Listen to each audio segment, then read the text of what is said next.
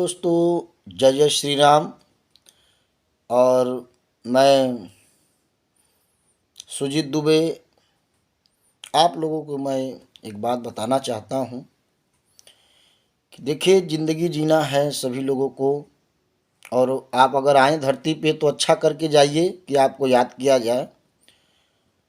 और हर व्यक्ति का यही सोच होता है कि हमें लोग जानें और हमारी सम्मान हो।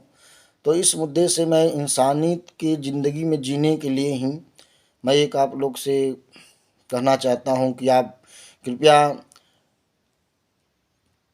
हिंदू धर्म को बदनाम ना करें। और हिंदू होकर के अगर हिंदू का बदनामी करते हैं तो ये अच्छा नहीं होता है।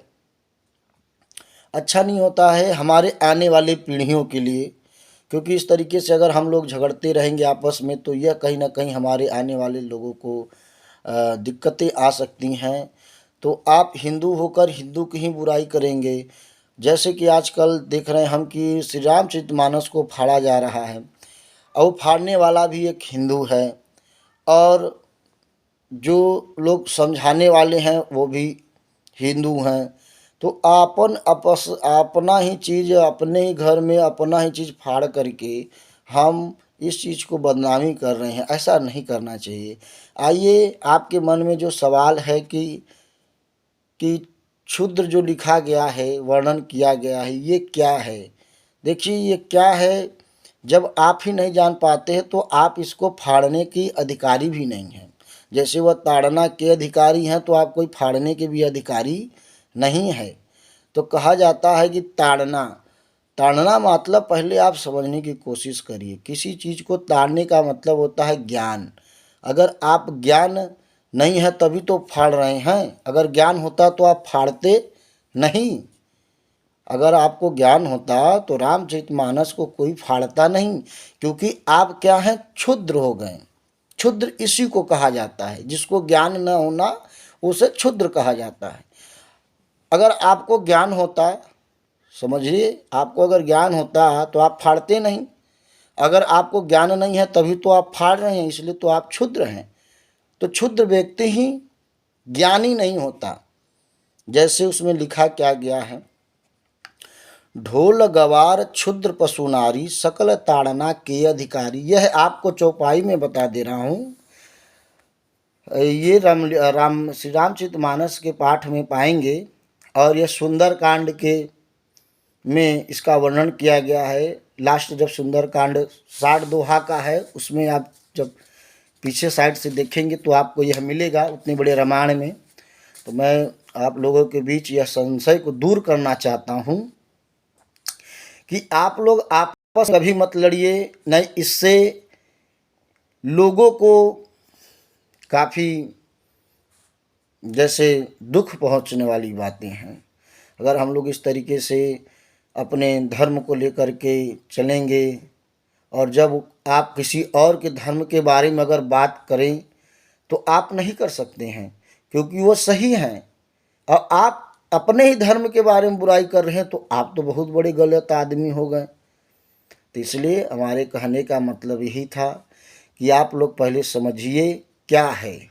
अब मैं आपको बताता हूँ। देखिए, यहाँ पे यूट्यूब चैनल के माध्यम से एक सामान्य आदमियों को मैं बताना चाहता हूँ, जो लोग इस चीज़ का विरोध कर रहे हैं।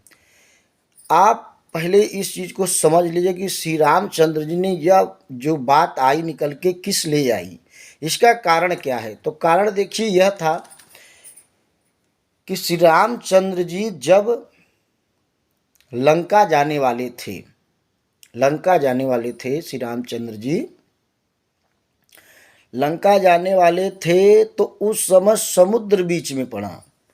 जब समुद्र बीच में पड़ा तो उसको उस पार मतलब डाकने के लिए बोला जाता है हमारे यहाँ। और जैसे आप लोग के बीच में उस पार जाना चाहिए, हिंदी भाषा में उस पार और भोजपुरी भाषा में नदी डाक के बार। देखिए, भाषाएं अलग अलग हैं। तो उस समय भाषाएं थी कि समुद्र को डाकना था, समुद्र जो होता है उसे डाकना था।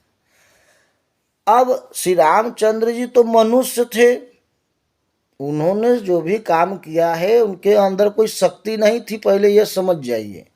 अलौकिक शक्ति होती तो उड़ के पहुंच जाते थे, लेकिन वो अपनी ज़िंदगी मर्यादा पुरुषोत्तम राम के नाम से जाने जाते हैं। वो उन्होंने जो पुरुष के जो धरती पे आते हैं उनको कैसे रहना चाहिए, किस तरीके से कार्य करना चाहिए, ये हम लोग को सिखा करके गए हैं।